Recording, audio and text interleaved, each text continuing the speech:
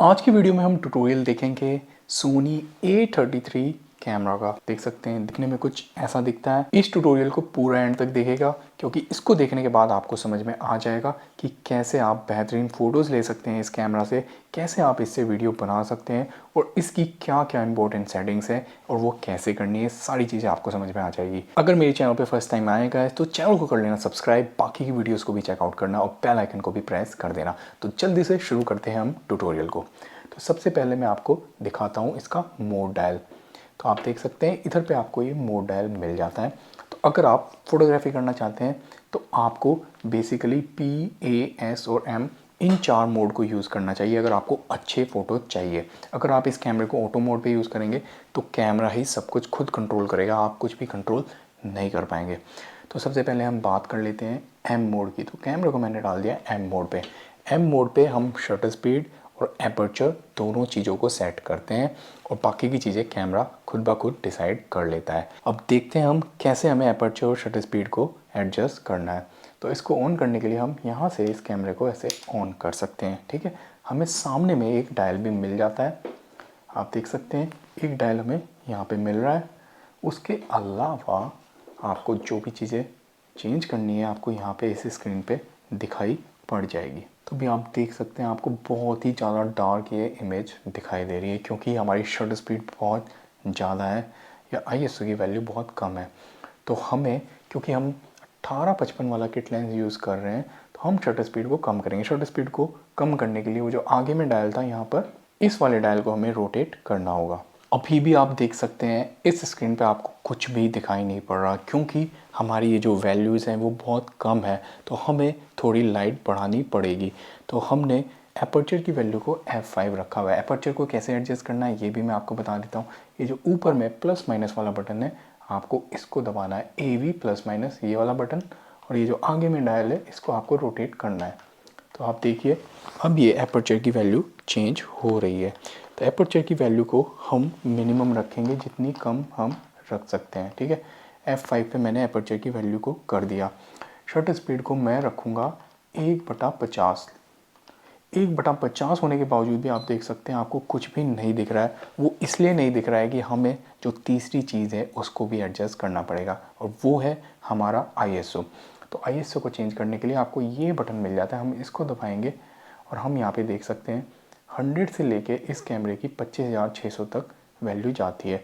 तो आप देखिए मैंने इसको जब 3200 पे किया तो मुझे काफ़ी क्लियर और काफ़ी अच्छी इमेज मिल रही है। जब आप फुली मैनुअल मोड यूज़ करते हैं तो इस कैमरे में आप ऑटो ISO को चूज़ नहीं कर सकते। तो जब आप M मोड को यूज़ कर रहे हैं तो आपको हर बार ISO की वैल्यू खुद ही एडजस्ट करनी पड़ेगी। तो अभी की लाइटिंग सिचुएशन के हिसाब से मैंने 3200 की ISO वैल्यू सेट कर दी है। तो आप देख सकते हैं कितनी अच्छी, एकदम ब्राइट, करेक्ट एक्सपोजर की मुझे इमेज मिल रही है। अगली चीज़ आ जाती है फोकस। हमें किस जगह पर फोकस करना है वो हम कैसे चूज़ करें। उसको चूज़ करने के लिए आपको ये FN वाला बटन दबाना होगा। तो मैंने FN के बटन को दबाया और अब हम यहाँ पे देख सकते हैं ऑटो फोकस मोड। तो हमें यहाँ पे 3 मोड मिल जाते हैं। पहला मोड है AFS। ठीक है, तो AFS मोड आपका एक जगह अगर आपने फोकस को लॉक कर दिया तो पूरी ड्यूरेशन के दौरान वहीं पे फोकस आपका लॉक्ड रहेगा अगर हमारा सब्जेक्ट मूव भी करता है। तो AFS मोड आप तब यूज़ करें अगर आपका सब्जेक्ट एक जगह स्थिर है, वो मूव नहीं कर रहा है। तो आपने वहाँ पे फोकस लॉक कर दिया तो आपको काफ़ी शार्प फोटो मिल जाएगा। फिर आपका आ जाता है AFC यानी कंटिन्यूस AF। तो ये वाला ऑप्शन आपको तब यूज़ करना है जब आपका सब्जेक्ट मूव कर रहा है। मान लो कोई चलते हुए आपकी तरफ आ रहा है तो आपने उस सब्जेक्ट के ऊपर फोकस लॉक किया और फिर जैसे जैसे वो आपके करीब आएगा आपका फोकस भी उसको ट्रैक करेगा। फिर आपका आ जाता है ऑटोमेटिक AF। तो इस केस में कैमरा खुद ब खुद डिसाइड करता है कि आपका सब्जेक्ट मूव कर रहा है या एक ही जगह रुका हुआ है, स्टिल है या नहीं। तो अभी के केस में क्योंकि मैं ये जो सामने गिटार रखा हुआ है इसकी फ़ोटो ले रहा हूँ और ये मेरा गिटार मूव नहीं कर रहा है तो मैंने AFS वाले मोड को चूज़ किया है। फिर हमारा आ जाता है ऑटो फोकस एरिया। तो ये बहुत इंपॉर्टेंट है। तो इसमें हमें 3 ऑप्शन मिल जाते हैं। पहले वाला ऑप्शन है वाइड।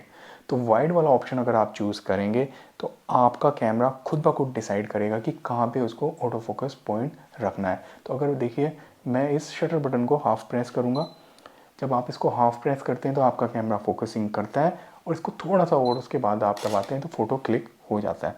तो आप देख सकते हैं काफ़ी बेहतरीन हमें फ़ोटो मिल गया। तो इस केस में इसने गिटार के ऊपर ही फोकस किया है, लेकिन कई बार ऐसी सिचुएशन भी हो जाती है कि कैमरा गलत जगह फोकस करे। तो उस केस में हमें जो तीसरे वाला ऑप्शन है लोकल, इसको चूज़ करना है, क्योंकि अब आप देख सकते हैं मैं अपना ये जो ऑटो फोकस पॉइंट है कहीं भी मूव कर सकता हूँ। आप देखिए ये ऑरेंज कलर की डॉट मूव हो रही है। तो अगर मेरे को यहाँ पे रखना है तो मैं यहाँ पे कर सकता हूँ, सेंटर में रखना है तो सेंटर में, अगर साइड वाली किसी चीज़ पे फोकस करना है तो इसको साइड में रख सकता हूँ। अभी के लिए मैंने इसको मिडिल में कर दिया है और देखिए मेरे गिटार पे फोकस लॉक हुआ और मैंने फ़ोटो क्लिक कर दिया। तीसरे वाला ऑप्शन आपको मिल जाता है यहाँ पर स्पॉट। तो जब आप इसको चूज़ करेंगे तो हमेशा जो सेंटर वाला ऑटो फोकस पॉइंट है वही आपका चूज़ करेगा कैमरा। देखो बाय डिफ़ॉल्ट इसने सेंटर वाला चूज़ कर लिया। तो डिपेंड करेगा कि आप किस टाइप की फ़ोटोग्राफी कर रहे हैं। अगर आपके ऑटो फोकस डिफरेंट जगह पे हैं तो आप ये जो तीसरे वाला ऑप्शन है लोकल, इसको चूज़ करें। अगर आपका सेंटर में है तो आप इस वाले को, स्पॉट को यूज़ कर लें। और अगर आप चाहते हैं कि कैमरा ही खुद ब खुद डिसाइड कर ले कि कहाँ पे ऑटो फोकस रखना है तो तब आप ये पहले वाला वाइड ऑप्शन चूज़ कर लें। तो इस तरीके से बहुत ही सिंपली हम फ़ोटो क्लिक कर सकते हैं। तो आपने सीख लिया कि कैसे हमें शटर स्पीड को चेंज करना है, कैसे अपर्चर को चेंज करना है और कैसे ISO को चेंज करना है। अब हम जाते हैं दूसरे मोड पे, जो कि है हमारा एस मोड, यानी कि शटर प्रायोरिटी मोड।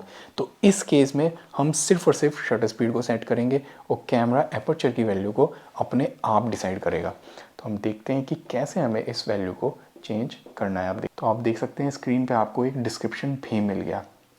तो अभी आप देख सकते हैं 1/50 की शटर स्पीड है और इसने f की वैल्यू को 7.1 डिसाइड किया है। अगर हमें शटर स्पीड को चेंज करना है, वो जो आगे में डायल है ये वाला, एक बार फिर से आपको दिखा देता हूँ। इस डायल की बात कर रहा हूँ, इसको हम रोटेट करेंगे और आप देखना शटर स्पीड की वैल्यू अपने आप चेंज होगी। देखिए अब 1/80 हो गई है, 1/100 हो गई है, 1/160 हो गई है और इसने अपर्चर की वैल्यू को खुद ब खुद अपने आप चेंज कर लिया है।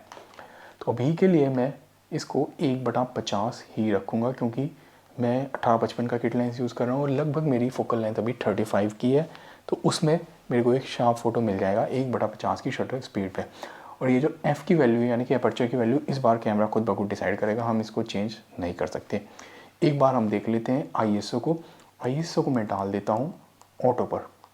तो ISO को जब मैं ऑटो पे डाल दूंगा तो उससे ये होगा कि कैमरा अब खुद ब खुद डिसाइड करेगा कि क्या इसको ISO रखना है। अगर लाइट कम होगी तो कैमरा ISO को बढ़ा देगा, अगर लाइट ज़्यादा होगी तो वो ISO को कम कर देगा। तो इस केस में आपको ISO को छेड़ने की ज़रूरत नहीं है, कैमरा अपने आप डिसाइड कर लेगा। ऑटो फोकस मोड हमने जो पहले डिसाइड किया था वही वाला रखा हुआ है, ठीक है, ऑटोमेटिक वाला है। आप चाहें तो इसको चेंज कर सकते हैं, मैंने आपको बता दिया है कि कैसे चेंज करना है। देखिए बेहतरीन हमें फ़ोटो मिल गया है। दूसरा ऑटो फोकस मोड रखते हैं हम, ज़्यादा लोकल वाला, तो हम सेंटर में रख के फ़ोटो क्लिक कर सकते हैं। एग्जैक्टली जैसे आपने पहले चेंज किया था वैसे ही आप इस केस में भी चेंज कर सकते हैं। अब हम आ जाते हैं अगले वाले मोड पे, जो कि है हमारा ए मोड, यानी कि एपर्चर प्रायोरिटी मोड। तो मैंने कैमरे को डाल दिया है ए मोड पे। तो इस केस में एपर्चर की वैल्यू को मैं एडजस्ट करूँगा और जो कैमरा है वो शटर स्पीड अपने आप डिसाइड करेगा। अब देखिए ये f की वैल्यू 5 दिखा रहा है। अगर मैं इस वैल्यू को चेंज करना चाहता हूँ तो वो जो आगे में डायल है मैं उसको रोटेट करूँगा। देखिए ये वैल्यू चेंज हो रही है, ठीक है। तो मैं इसको F5 पे ही रखूँगा, क्योंकि मैं चाहता हूँ कि ज़्यादा से ज़्यादा लाइट कैमरे में आए और मुझे एक अच्छी क्लीन इमेज मिले। और इस केस में कैमरे ने शटर स्पीड जो डिसाइड की है वो 1/40 की डिसाइड की है। ISO को हमने ऑटो पे डाल ही दिया है। ऑटो फोकस मोड हमारा वही है जो हमने पहले सेलेक्ट किया था। तो हमने फ़ोटो क्लिक किया, फ़ोटो एकदम बेहतरीन करेक्ट एक्सपोजर के साथ हमें मिल गया। तो ये एक बहुत ही सिंपल सा तरीका था कि कैसे आप बेहतरीन फ़ोटोज़ इस कैमरा से ले सकते हैं। अगर आपको ये 3 मोड यूज़ करने आ गए तो आप फ़ोटोग्राफी और कैमरे को टोटली मास्टर कर लेंगे। लेकिन उसके अलावा भी कुछ और इम्पोर्टेंट सेटिंग्स होती है जिसके बारे में मैं आपको बताऊँगा, उससे आपकी फ़ोटोग्राफी और बेहतर हो जाएगी। आपके लिए उनको जानना भी काफ़ी इम्पॉर्टेंट है। तो बाकी की सेटिंग्स हैं आपका ये वाइट बैलेंस। तो वाइट बैलेंस बेसिकली आपका ये होता है कि आपकी इमेज में जो वाइट चीज़ें हैं वो वाइट ही दिखे। तो कैमरा डिसाइड करेगा कि जो आपकी लाइटिंग है, आपकी पीली लाइट है, क्लाउडी वेदर है, तो उसमें भी वाइट चीज़ वाइट दिखनी चाहिए। अगर आप एब्सोल्यूट बिगिनर हैं, आपको कुछ भी पता नहीं है कि क्या हमें ये वैल्यू रखनी है, तो आप इसको AWB यानी ऑटो वाइट बैलेंस पे सेट कर दें। सिंपल सा तरीका है, इस वाले बटन को दबाएं और यहाँ पे आपको डिफरेंट ऑप्शंस मिल जाएंगे। अगर आप धूप में शूट कर रहे हैं तो आप ये वाला ऑप्शन चूज़ कर सकते हैं, अगर आप छाँव में शूट कर रहे हैं तो आप सेकंड वाला, क्लाउडी वेदर है तो ये वाला, अगर आप पीली लाइट यानी कि येलो लाइट में शूट कर रहे हैं तो ये वाला, अगर आप वाइट लाइट ट्यूब लाइट में शूट कर रहे हैं तो ये वाला। ठीक है, अभी के लिए अगर आप एकदम एब्सोल्यूट बिगिनर हैं तो आप इसको AWB पे डाल सकते हैं।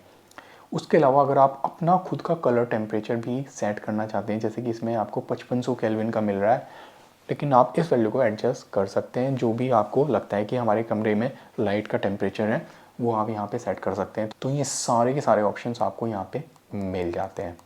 मैं अभी के लिए इसको रखूँगा AWB पे, अगर आप बिगिनर हैं तो आप इसको AWB पे डाल सकते हैं। फिर उसके बाद आ जाता है आपका ड्राइव मोड। ड्राइव मोड के लिए आपको इस तरफ वाला ये वाला बटन दबाना होगा। तो ड्राइव मोड बेसिकली ये डिसाइड करता है तो आपका कैमरा सिंगल शूटिंग करेगा, कंटिन्यूस शूटिंग करेगा, आप कैमरे को टाइमर मोड पे यूज़ करना चाहते हैं, आप इसमें ब्रैकेटिंग करना चाहते हैं, डिफरेंट एक्सपोजर के मल्टीपल शॉट्स लेना चाहते हैं, तो ये सारी फीचर्स आपको इसमें मिल जाते हैं। उसके अलावा अगर आप कैमरे को रिमोट के थ्रू ऑपरेट करना चाहते हैं तो वो ऑप्शन भी आपको यहाँ पे मिल जाता है। अगर आप इसको सिंगल शूटिंग पे रखेंगे तो आप एक बार शटर बटन दबाएंगे तो एक ही फ़ोटो क्लिक होगा। अगर आप इसको कंटिन्यूस मोड में डालेंगे तो कैमरे की जो आपकी फ्रेम पर सेकंड वाली स्पीड है, जैसे कि इस कैमरे की 7 फ्रेम पर सेकंड की स्पीड है, तो ये 7 फ़ोटो कंटिन्यूस मोड में क्लिक कर देगा। नेक्स्ट वाला ऑप्शन आपको मिल जाता है टाइमर का। अगर आप टाइमर लगा के कैमरे के सामने बैठ के फ़ोटो लेना चाहते हैं। फिर उसके बाद आपको ब्रैकेटिंग का ऑप्शन मिल जाता है, आपको मल्टीपल एक्सपोजर के फ़ोटोज़ लेने हैं। फिर उसके बाद आपको एक और ब्रैकेटिंग का ऑप्शन मिल जाता है, वाइट बैलेंस की, आप डिफरेंट वाइट बैलेंस पे फ़ोटोज़ लेना चाहते हैं। फिर आपको मिल जाता है रिमोट का ऑप्शन। अगर आप कैमरे का शटर काउंट लो रखना चाहते हैं तो आप पहले वाला ऑप्शन यूज़ कर लें। उसके बाद जो बाकी के ऑप्शंस हैं अगर आपको उनको एक्सेस करना है तो उसके लिए आपको ये FN वाले बटन को दबाना होगा। तो आपने जब ये FN बटन को दबाया तो आप देखिए कितने सारे आपको ऑप्शंस यहाँ पे मिल जाते हैं। तो आपको यहाँ पे फ्लैश मोड का ऑप्शन भी मिल जाता है। अगर हम इसको प्रेस करेंगे तो हमें काफ़ी सारे ऑप्शन मिल जाते हैं, जैसे कि रियर, स्लो। तो मैं आपसे रिकमेंड करूँगा आप फिल फ्लैश पे इसको रखें। फ्लैश की जो पावर है उसको भी आप यहाँ से एडजस्ट कर सकते हैं। ये वाला ऑटो फोकस मोड हम ऑलरेडी देख चुके हैं, AF एरिया भी हम देख चुके हैं। फेस डिटेक्शन आप ऑन रखें तो जब भी कैमरे के सामने आप जाएंगे, कोई भी इंसान जाएगा तो कैमरा फेस को डिटेक्ट करके फोकसिंग ईजिली कर लेगा। स्माइल डिटेक्टर अगर आप चाहते हैं इसको ऑन रखना तो कर सकते हैं कि जैसे ही कोई स्माइल करे तो कैमरा अपने आप फ़ोटो क्लिक कर ले। फिर उसके अलावा आपको ISO का ऑप्शन मिल जाता है। ISO को आप इस वाले बटन के थ्रू भी एक्सेस कर सकते हैं। फिर काफ़ी इंपॉर्टेंट ऑप्शन आ जाता है मीटरिंग का। तो मीटरिंग बेसिकली होता ये है कि कैमरा आपका सीन के अंदर जो लाइट पड़ रही है, किस जगह पे पड़ रही है, कहाँ पड़ रही है, ओवरऑल आपकी लाइट को एनालाइज करके एक करेक्ट एक्सपोजर तैयार करे। तो इसमें आपको 3 ऑप्शन मिल जाते हैं, मल्टी सेगमेंट, उसके अलावा सेंटर वेटेड, और फिर आपको मिलता है स्पॉट। तो हम बात करते हैं स्पॉट की। पहले स्पॉट वाला आप जिस जगह पे फोकस रखेंगे उस जगह पे जो लाइट पड़ रही है उसको देख के कैमरा एक्सपोजर तैयार करेगा। तो अगर आप किसी इंसान का फ़ोटो ले रहे हैं, आपने उसके चेहरे पर अपना फोकस रखा है और आप स्पॉट मीटरिंग यूज़ कर रहे हैं तो उस केस में उस इंसान का चेहरा करेक्टली एक्सपोज हो जाएगा। तो आप पोर्ट्रेट फोटोग्राफी कर रहे हैं तो आप स्पॉट मीटरिंग को यूज़ करें। फिर जो दूसरे वाला है सेंटर वेटेड, तो इस केस में जो सेंटर में जो मेन आपके एलिमेंट है उनके ऊपर जो लाइट पड़ रही है उसको देख के आपका एक्सपोजर तैयार होगा। और जो तीसरे वाला है मल्टी सेगमेंट, इसमें आपके पूरे के पूरे सीन में, मान लो बादल हैं आपके सीन में, आपके में नदी है, पेड़ पौधे हैं, तो पूरी की पूरी लाइट को एनालाइज करके एक कैमरा एक्सपोजर तैयार करेगा। तो अगर आप लैंडस्केप फोटोग्राफी कर रहे हैं तो आप मल्टी सेगमेंट को यूज़ करें।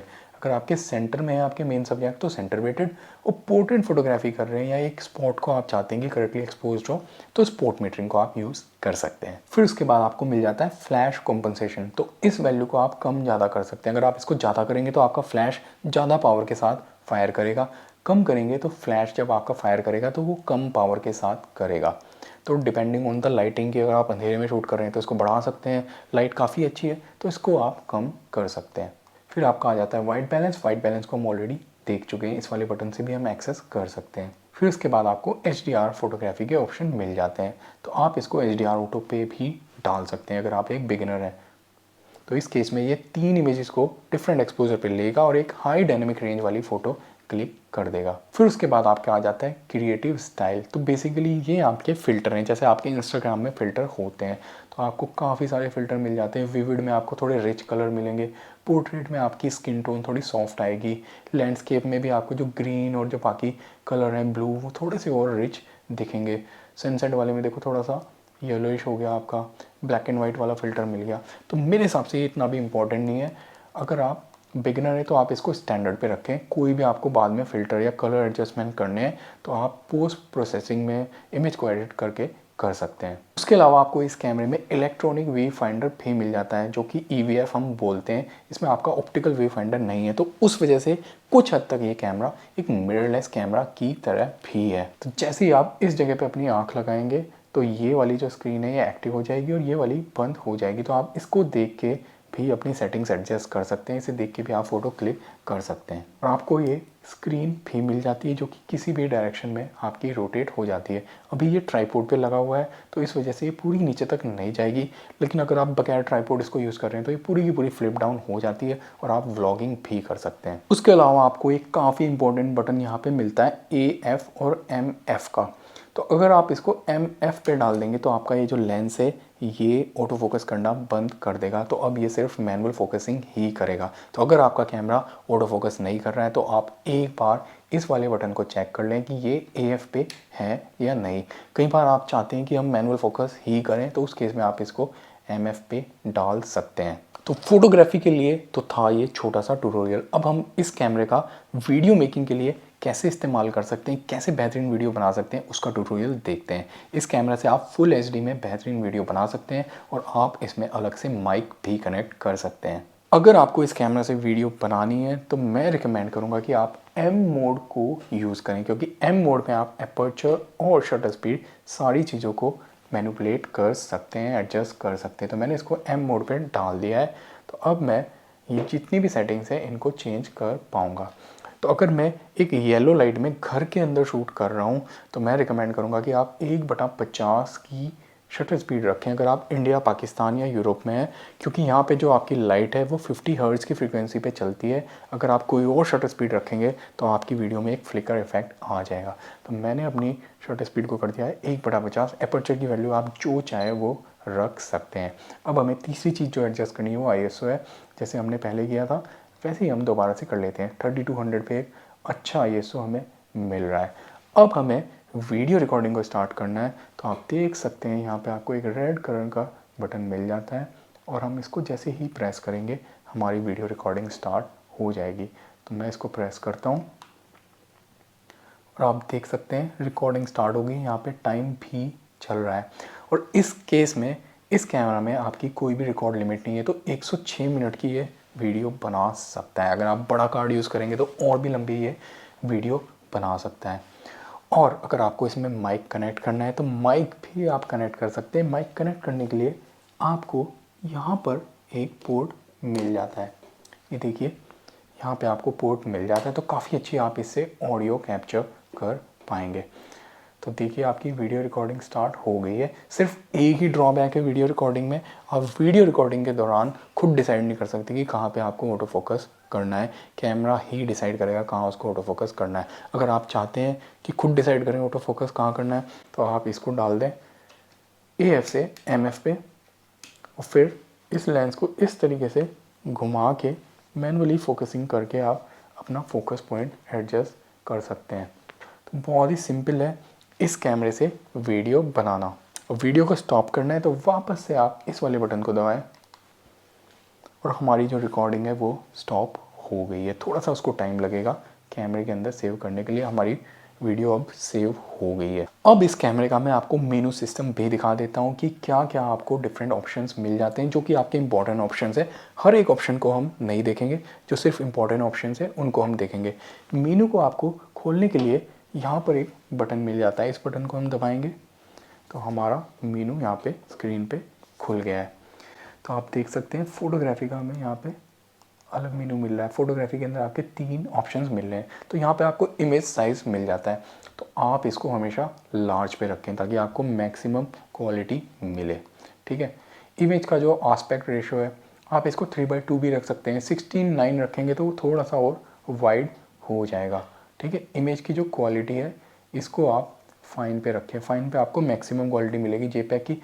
अगर आप रॉ फोटो शूट करना चाहते हैं तो आप रॉ को भी चूज़ कर सकते हैं। हालांकि रॉ को एडिट करने के लिए आपको एक अलग से सॉफ्टवेयर की ज़रूरत पड़ेगी, लेकिन अगर आप प्रोफेशनल हैं तो आप रॉ में शूट करें, आपको मैक्सिमम क्वालिटी मिलेगी। फिर आपका आ जाता है मूवी फाइल फॉर्मेट, जो आपकी वीडियो है वो किस फॉर्मेट में सेव हो। तो इसमें आपको दो ऑप्शन मिल जाते हैं, AVCHD और दूसरे वाला है MP4। अगर आप AVCHD वाले को चूज़ करेंगे तो आपको ज़्यादा बेहतर क्वालिटी मिलेगी। सोनी के केस में वो AVCHD वाले फॉर्मेट को यूज़ करते हैं, कैनन और नाइकोन MP4 वाले को यूज़ करते हैं। तो AVCHD को आप चूज़ करें। ठीक है, मूवी का जो साइज़ है बाय डिफ़ॉल्ट फुल HD में 1920x1080। ठीक है, मूवी की जो ऑडियो रिकॉर्डिंग है इसको ऑन रखें। अगर आपने इसको ऑफ़ कर दिया तो आपने अगर माइक को कनेक्ट भी कर दिया तो भी आपकी ऑडियो रिकॉर्ड नहीं होगी। ये जो आपका स्टेडी शॉट है इसको भी आप ऑन रखें, क्योंकि इस कैमरे के अंदर आपको इमेज स्टेबलाइजेशन मिल जाता है, वो भी सेंसर के अंदर। अगर आपने इसको ऑफ़ कर दिया तो आपका जो सेंसर है वो स्टेबलाइजेशन नहीं करेगा, तो फ़ोटो में शार्पनेस की थोड़ी कमी हो सकती है अगर आपका हाथ हिल गया। लेकिन अगर आपने इसको ऑन रखा है तो आपको बहुत ज़्यादा शार्प फ़ोटो मिलेंगे। कलर स्पेस आप sRGB को ही रखें। उसके अलावा लॉन्ग एक्सपोजर नॉइज़ रिडक्शन इसको ऑन रखें। हाई ISO नॉइज़ रिडक्शन इसको आप ऑटो पे ही रखें। अब हम आ जाते हैं दूसरे वाले मेनू में। ये आपकी जो ग्रिड लाइन है, अगर आप इसको ऑन कर देंगे तो आपकी स्क्रीन पे ऐसी ऐसी है हॉरिजॉन्टल और वर्टिकल लाइन आएगी। हिस्टोग्राम को आप ऑन कर देंगे तो वो आपको दिखाएगा आपकी हाईलाइट्स एंड शेडोज़। ठीक है, आपका जो display recording data for live view, तो इसको आप फॉर लाइव व्यू में कर देंगे तो लाइव व्यू में आपको डिटेल्स दिखेंगे। अगर आप इसको फॉर व्यू फाइंडर कर देंगे तो ये जो व्यू फाइंडर है इसके अंदर भी वो आपको डिटेल दिखेंगे। अभी के लिए आप इसको फॉर लाइव व्यू ही रखें। ऑटो रिव्यू को 2 सेकंड रखा हुआ है, 2 सेकंड ही काफ़ी है। जैसे ही आप फोटो क्लिक करेंगे तो 2 सेकंड के लिए आपका फ़ोटो स्क्रीन पर डिस्प्ले हो जाएगा। यहाँ से आप फ़ोटो डिलीट कर सकते हैं। इसमें आप मूवी के अंदर से स्टिल फ़ोटो वगैरह निकाल सकते हैं, स्लाइड शो, इमेज इंडेक्स, तो ये काफ़ी सारे ऑप्शंस आपको मिल जाते हैं। वॉल्यूम भी आप इसकी कम ज़्यादा कर सकते हैं यहाँ से। फिर हम आ जाते हैं अगले वाले ऑप्शन में। तो यहाँ पे अगर आपको कार्ड को फॉर्मेट करना है तो इस वाले बटन को आप दबा सकते हैं। फाइल नंबर को आप सीरीज़ ही रखें, जो रिकॉर्डिंग फोल्डर है आप इसी को रखें, इसी के अंदर आपकी जो वीडियोस हैं वो आपके रिकॉर्ड हो जाएंगी। सब कुछ आप स्टैंडर्ड ही रखें। तो इस वाले मेनू में ऐसा कुछ खास नहीं है आपके लिए। फिर आपका लास्ट वाला सेटिंग्स का मेनू आ जाता है। तो LCD की ब्राइटनेस को ऑटो पे रखें तो कैमरा अपने आप डिसाइड कर लेगा ब्राइट लाइट है या लो लाइट है, तो इसकी LCD की ब्राइटनेस को वो एडजस्ट कर लेगा। वी फाइंडर की ब्राइटनेस को भी आप ऑटो पे रखें। पावर से 1 मिनट रखेंगे तो 1 मिनट के बाद स्क्रीन अपने आप डिम या बंद हो जाएगी, ताकि आपकी बैटरी थोड़ी ज़्यादा चले। HDMI पे आप इसको कंट्रोल करना चाहते हैं तो इसको ऑन रखें। लैंग्वेज आप इंग्लिश, अगर कोई और लैंग्वेज आप चूज़ करना चाहते हैं तो वो भी कर सकते हैं। अगर आपको फ्रेंच या जापानीज़ या कोई और लैंग्वेज जो आपको आती है वो रखनी है तो यहाँ पे आपको सारी लैंग्वेज के ऑप्शन मिल जाएंगे। देखो कितनी सारी लैंग्वेज है। हिंदी शायद इसमें नहीं है, बट इंग्लिश आप इसमें चूज़ करें।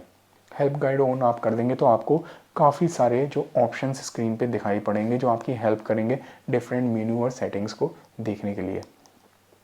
फिर आपका जो USB कनेक्शन है इसको मास स्टोरेज पे आप कर देंगे। तो जैसे ही आप इस कैमरे को अपने लैपटॉप से कनेक्ट करेंगे एक USB केबल के थ्रू, तो आप सारे के सारे फोल्डर्स को एक पेन ड्राइव की तरह देख पाएंगे। ऑडियो सिग्नल्स को आप ऑन रखें। यहाँ पे आपको इसका फॉर्मवेयर वर्जन मिल जाता है। तो ये देखिए A33 कैमरा वर्जन 1.1, ये इस कैमरे के अंदर जो सॉफ्टवेयर है उसका वर्जन आपको बता रहा है। डेमो मोड को आप ऑन कर देंगे तो बार बार स्क्रीन पे आपको ये डेमोस्ट्रेशन आएगा, तो आप इसको ऑन कर सकते हैं अगर आप एकदम बिगिनर हैं। मैंने तो इसको ऑफ रखा हुआ है। रीसेट डिफ़ॉल्ट अगर आप करेंगे तो जो भी आपकी ओरिजिनल डिफ़ॉल्ट सेटिंग्स थी जब कैमरा आपने ख़रीदा था वो आ जाएंगी। तो मैंने इसको अभी के लिए कैंसिल कर दिया। तो गाइस ये था एक छोटा सा ट्यूटोरियल इस बेहतरीन कैमरा का। काफ़ी अच्छा कैमरा है वीडियो मेकिंग के लिए भी और फोटोग्राफी के लिए भी। इस कैमरे का आप डिटेल रिव्यू मेरे चैनल पे चेकआउट कर सकते हैं। उसमें आपको सारी चीज़ें, इसकी सारी फीचर्स, टेक्निकल स्पेसिफिकेशन सब समझ में आ जाएगी। किस प्राइस में ये कैमरा आपको मिल सकता है वो सारी चीज़ें भी समझ में आ जाएगी। और गाइस आपसे रिक्वेस्ट है, यूजुअली मैं रिक्वेस्ट नहीं करता, चैनल को प्लीज़ सब्सक्राइब कर लेना यार, वीडियो को भी शेयर करना ताकि हम इस चैनल को और ज़्यादा ग्रो कर सकें। आप लोगों के सपोर्ट से ही हम इस चैनल को आगे ले जा सकते हैं। तो गाइस प्लीज़ सपोर्ट करना, सब्सक्राइब करके, बेल आइकन को प्रेस करके और अपने फ्रेंड्स के साथ वीडियो को शेयर करके। तो हम मिलेंगे एक और नए वीडियो में एक और नए टॉपिक के साथ।